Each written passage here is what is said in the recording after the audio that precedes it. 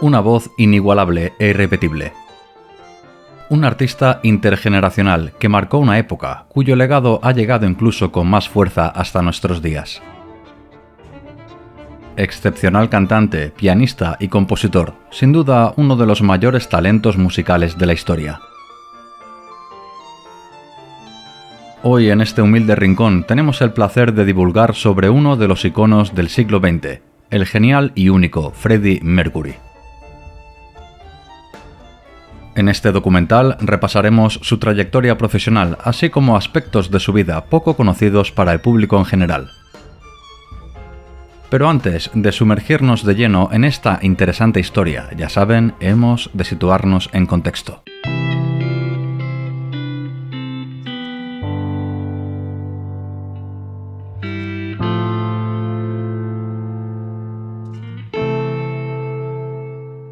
Viajamos a un 5 de septiembre de 1946 a la exótica isla de Zanzíbar, un protectorado inglés enquistado en el sureste del vasto continente africano. Bomi Bulsara y su esposa Yer, una pareja pertenecientes a la etnia Parsi, acaban de tener a una criatura. Deciden llamarlo Farrukh, un nombre que en antiguo persa significa fortuna, felicidad, dicha. Este es el primer hijo de la acomodada familia, de origen hindú y recientemente trasladados a Zanzíbar, donde Bomi trabaja como funcionario en la oficina colonial británica.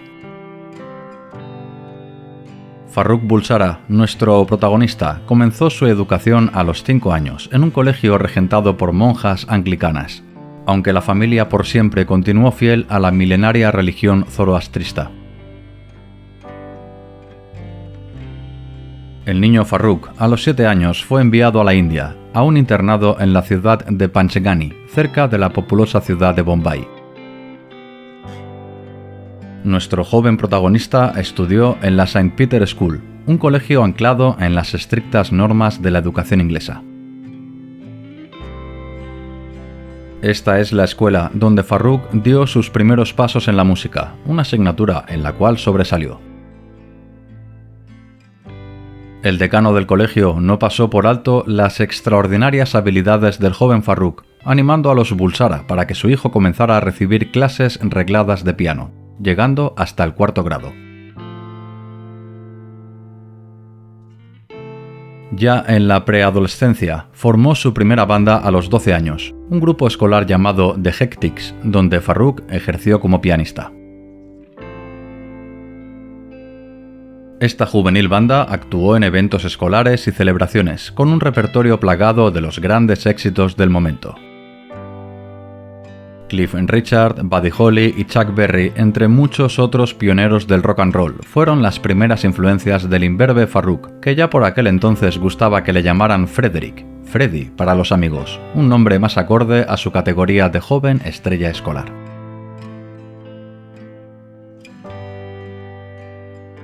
El grupo duró hasta que nuestro protagonista finalizó los estudios secundarios. A los 18 años volvió a Zanzíbar, su tierra natal, pero no permanecería allí por mucho tiempo. Y es que en 1964 fue derrocado el gobierno pro-británico encabezado por el sultán Jamshid bin Abdullah. El antiguo estado de Tanganica se anexionó el archipiélago de Zanzíbar, independizado de la corona británica en 1963, dando como resultado el actual país conocido como Tanzania.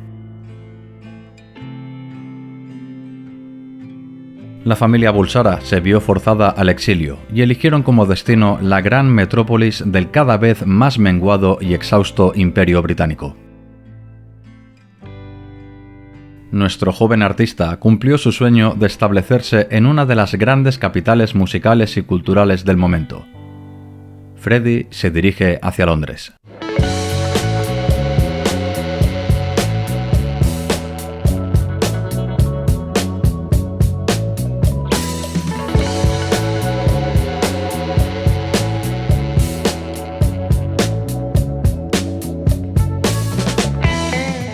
The Rolling Stones, Eric Clapton y sus Yardbirds, The Kings o un jovencísimo fenómeno llamado David Bowie.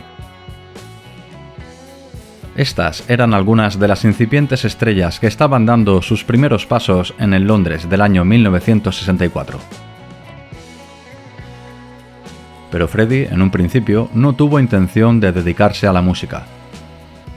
Su padre, Bomi Bulsara, pretendió que Farrukh, el hijo mayor de la familia, estudiara y fuera un hombre de provecho. Así pues, nuestro protagonista continuó su educación en la Escuela Politécnica de Isleworth, matriculándose con la nota más alta de su promoción, hecho que le facilitó la entrada a la prestigiosa Escuela de Arte Ealing, ubicada en el corazón de la capital. Freddie compaginaba estudios y trabajo, encadenando una serie de contratos temporales como mozo de almacén, camarero o dependiente en una tienda de ropa. En la escuela de arte, Freddie hizo buenas migas con un joven músico llamado Tim Staffel.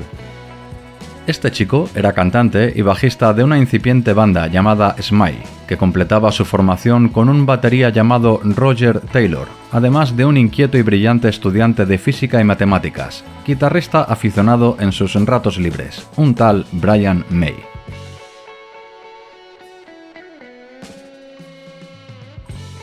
Staffel quedó sorprendido con la portentosa voz de Freddie, al cual intentó convencer para que se uniera como segundo vocalista de su banda. Evidentemente, Freddie rechazó la propuesta.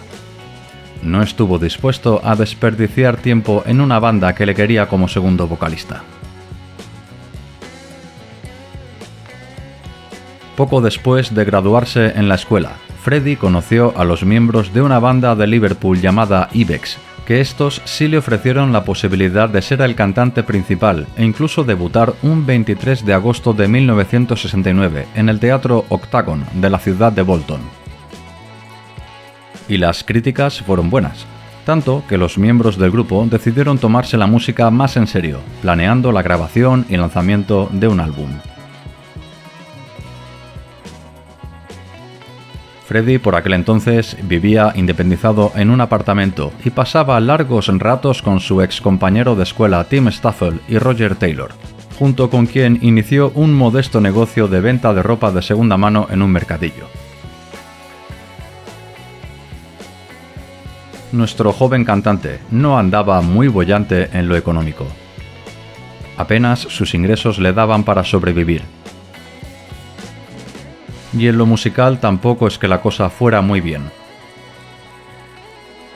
Ibex se disolvió ante el escaso éxito comercial y Freddie formó parte de otra banda llamada Sur Milk Sea, que apenas sobrevivió unos pocos meses. A finales de 1969, Smile lanzó un sencillo publicado por Mercury Records. Sin embargo, este trabajo discográfico no alcanzó las expectativas comerciales de la banda, motivo que propició la salida de Tim Staffel, bajista y cantante. De esta manera se allanó el camino para que nuestro protagonista recalara en Smile, nombre no demasiado comercial que acordaron cambiar por uno con más gancho. Nace la banda Queen.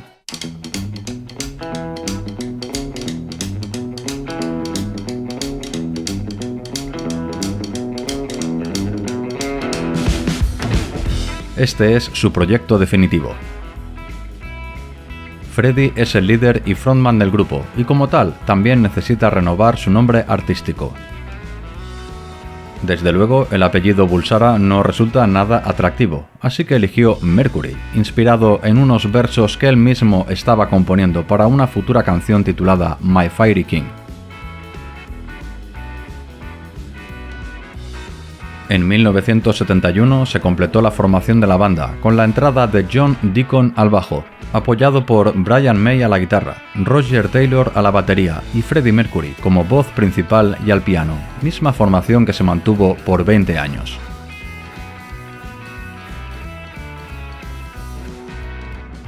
El mismo Mercury, graduado en diseño, fue el encargado de crear el logotipo de la banda, uniendo el escudo de armas del Reino Unido, junto a los signos zodiacales de los 4 integrantes del grupo.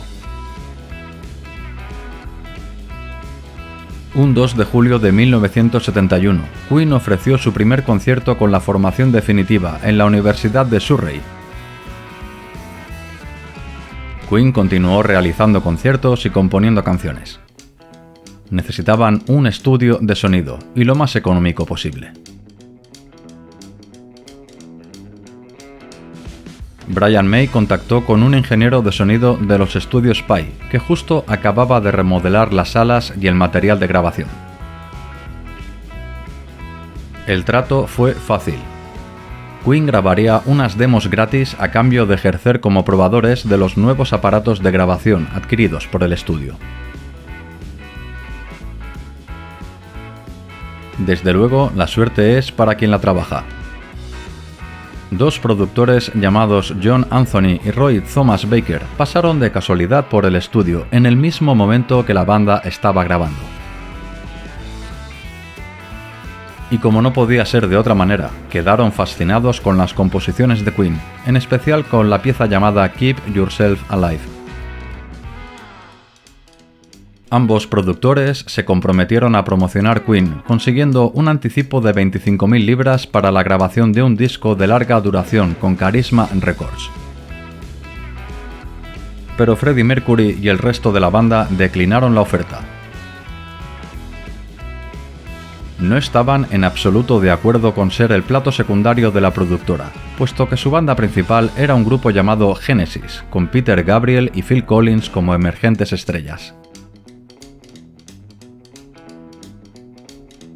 Finalmente, tras muchas vicisitudes, Queen formalizó un acuerdo con Trident Records, discográfica que les ofreció la posibilidad de utilizar sus estudios de sonido de alta gama de forma gratuita en los descansos entre grabación de otros grupos. Freddie Mercury y compañía se pusieron manos a la obra para cristalizar lo antes posible su primer álbum. Dejaron de lado las actuaciones en vivo tras el fiasco en un concierto ofrecido en el Bedford College londinense, donde solo asistieron 6 espectadores. La grabación del primer LP se prolongó durante más de un año, debido al choque de criterios musicales entre la banda y los productores. Finalmente, el 6 de julio de 1973, en la prestigiosa cadena radiofónica BBC 1, fue presentado el primer single, titulado Keep Yourself Alive, a lo que siguió una semana después el álbum de larga duración titulado Queen. Queen estaba en boga, un caramelo apetecible para un empresario que decidiera apostar de veras por el proyecto. El afortunado fue Roy Featherstone, ejecutivo de la prestigiosa discográfica EMI, quien no dejó escapar a la joven y prometedora banda, formalizando de esta manera el relanzamiento oficial del primer LP de Queen. Las críticas en general fueron buenas. La revista Rolling Stone catalogó el álbum como excelente, pero a Queen todavía le faltaba una base de fans que apoyara a la banda. Así que la discográfica sugirió a Mercury y compañía que se embarcaran en una pequeña gira con el objetivo de darse a conocer. A esto ayudó que en 1974 se produjera la primera aparición televisiva de Queen, en el popular programa Top of the Pops, hecho que aceleró el lanzamiento de su segundo y tercer disco, Queen 2 y Sheer Heart Attack, manteniéndose este último 42 semanas consecutivas en el número 2 de los discos más vendidos en el Reino Unido.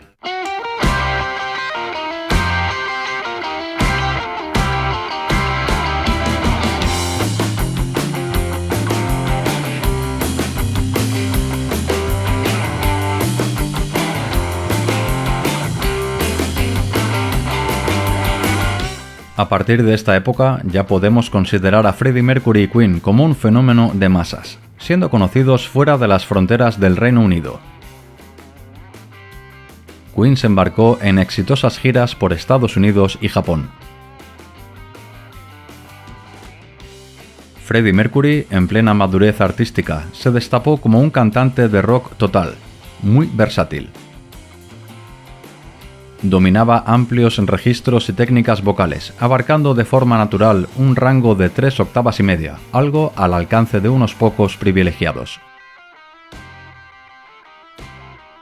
y en directo era todo un huracán, un perfecto showman que además conseguía llamar la atención de la audiencia con su excéntrico y rompedor vestuario.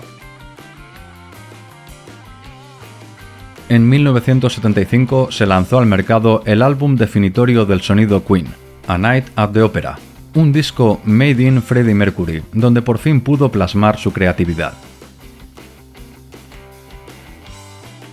El culmen de este álbum es una bizarra fusión que tardó 3 semanas en grabarse, una pieza musical que catapultó a Queen al Olimpo musical. Hablamos de la célebre Bohemian Rhapsody. Considerada por muchos críticos musicales como la mejor canción de la historia, es en esta pieza donde nuestro protagonista consiguió aunar su pasión por el rock y la ópera, su género musical fetiche. Bohemian Rhapsody también marcó un antes y un después en la industria musical, puesto que fue la primera canción que se promocionó con un videoclip tal y como lo entendemos hoy en día. Y es que, con anterioridad a esta pieza, lo normal era que los vídeos promocionales de los artistas se basaran en tomas registradas en directo. Bohemian Rhapsody supuso todo un impacto en la música global, permaneciendo durante 9 semanas en el primer puesto de los más vendidos en el Reino Unido, así como llegando a la 9ª posición en las listas norteamericanas. Freddie Mercury, recién cumplidos los 30 años, se encontraba en la cima de su actividad profesional. En lo sentimental, aún convivía y mantenía una relación formal desde el año 1970 con una jovencita anónima llamada Mary Austin. Si bien es sabido por todos las inclinaciones homosexuales de nuestro protagonista, lo cierto es que esta relación se basó en una sincera amistad y amor verdadero, considerándola hasta el fin de sus días como su esposa y amiga. Volviendo a Queen, la década de los 70 y 80 supuso una etapa de arduo trabajo para Mercury y sus compañeros, que combinaban las actuaciones en directo con agotadoras sesiones de grabación para sus futuros álbumes. Pero entre tanta faena, Mercury siempre encontraba lugar para el divertimento. Y no en pequeñas y discretas reuniones, ni mucho menos. Freddie gustaba del glamour y las excentricidades en cada uno de sus festejos. Algunos de los allí asistentes convergen en calificar las fiestas organizadas por Freddie como una puerta de entrada a otra realidad.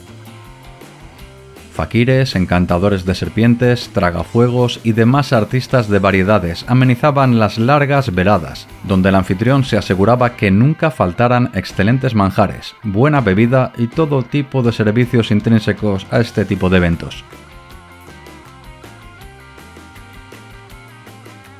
Queen continuaba generando éxito tras éxito.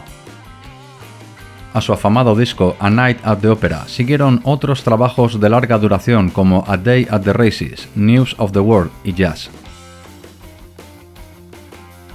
Esta época supuso un punto de inflexión en la banda, muy estancados a nivel creativo, puesto que cada miembro tenía una visión particular de cómo reconducir el futuro estilo de Queen.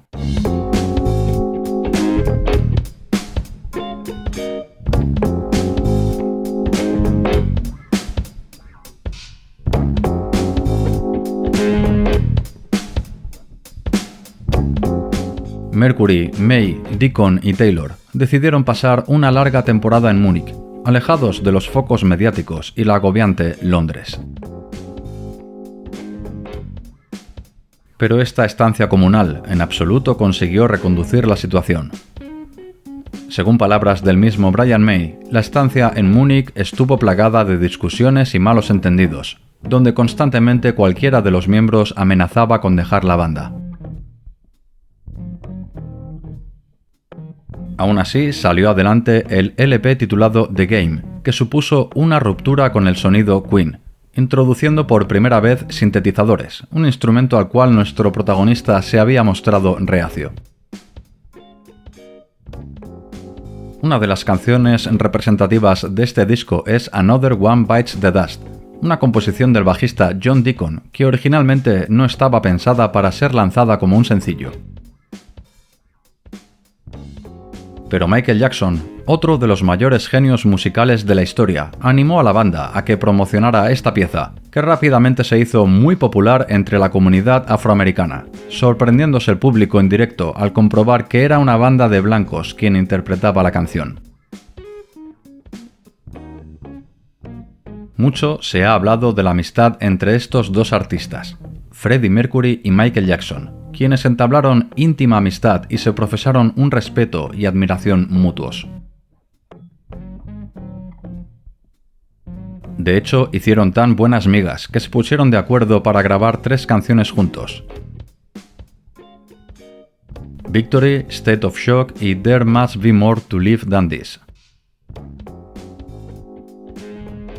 Pero parece ser que los excesos de Freddie no gustaron mucho al rey del pop. A nuestro protagonista parece ser que tampoco le entusiasmó el hecho que el artista norteamericano llevara su chimpancé e incluso una llama al estudio de grabación, preguntándoles a ambos animales su opinión acerca de las grabaciones. Finalmente, ambos se distanciaron. Comercialmente no se lanzó ninguna de estas canciones, pero rebuscando en la red podemos encontrar las históricas demos o maquetas, unas grabaciones donde podemos disfrutar del talento conjunto de 2 de los mayores cantantes del siglo XX.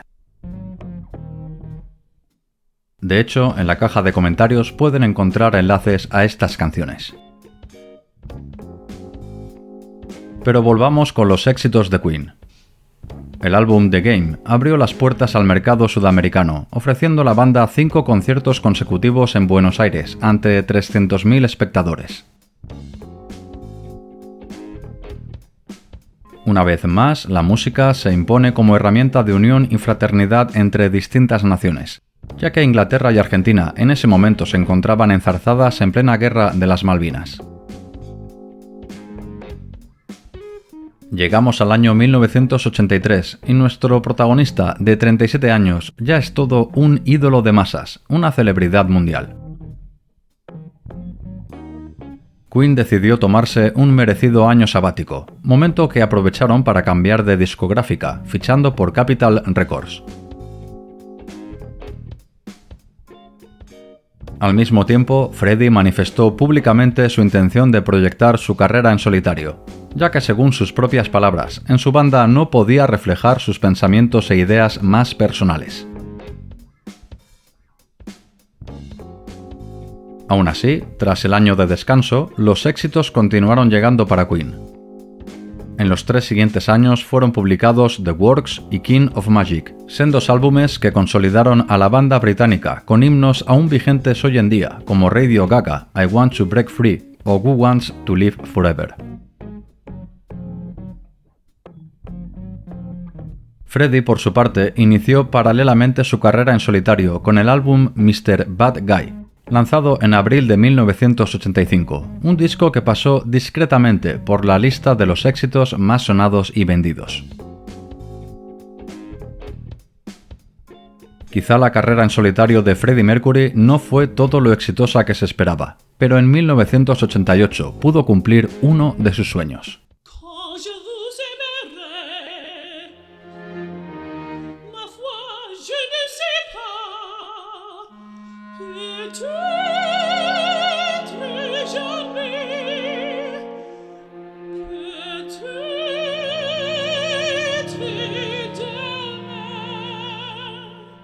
Todo vino a raíz de un fortuito encuentro sucedido 5 años antes.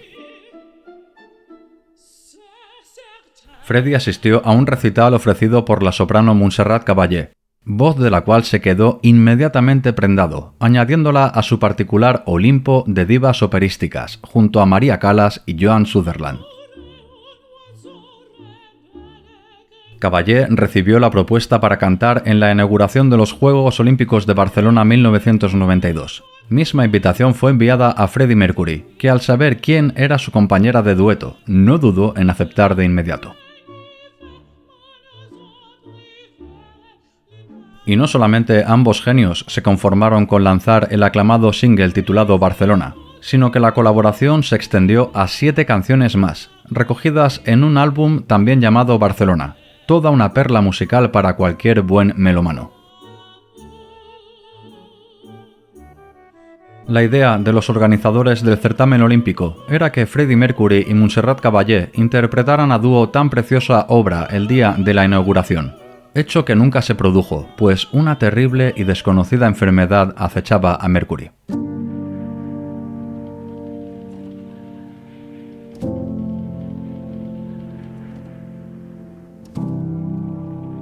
La morbosa y sensacionalista prensa británica daba pábulo a numerosos rumores sobre el delicado estado de salud de Freddie.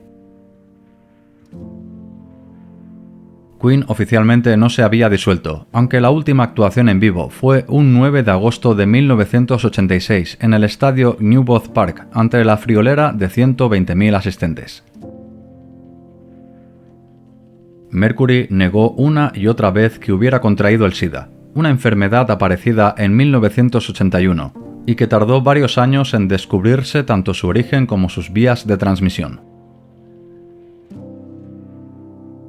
A posteriori sabemos que nuestro protagonista fue diagnosticado un mes de abril de 1987, hecho que Mercury, sus agentes y amigos silenciaron a la opinión pública.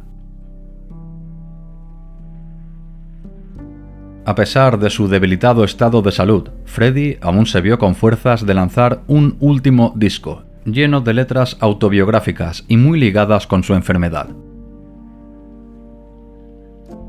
De esta manera, un 4 de febrero de 1991 fue publicado Innuendo, el último trabajo de larga duración de la banda Queen, el canto de cisne de Freddie Mercury, donde solo gracias a su enorme fuerza de voluntad pudo afrontar la grabación del álbum. Aquejado de terribles dolores, Freddie Mercury grabó The Show Must Go On, una canción que relata de primera mano todos sus sentimientos y emociones, sabedor ya de su inevitable destino. Freddie pasó sus últimos días en casa, rodeado de sus 10 gatos, su novio Jim Hutton y su amada Mary Austin, su más que fiel compañera y amiga desde la juventud. Finalmente, un 23 de noviembre de 1991, Mercury decidió hacer pública su enfermedad, justo un día antes de claudicar definitivamente. Freddie Mercury, el gran cantante e icono pop, todo un ídolo intergeneracional, fallecía a los 45 años de edad. Esta es la vida y obra de uno de los emblemas de la cultura del siglo XX, un artista ampliamente reconocido y admirado por millones de aficionados y profesionales. Freddie Mercury, junto a sus inseparables compañeros Brian May, John Deacon y Roger Taylor, consiguieron crear un sonido único. Queen y Freddie Mercury, Freddie y Queen, tanto monta, fueron, son y serán uno de los mayores hitos en la historia musical.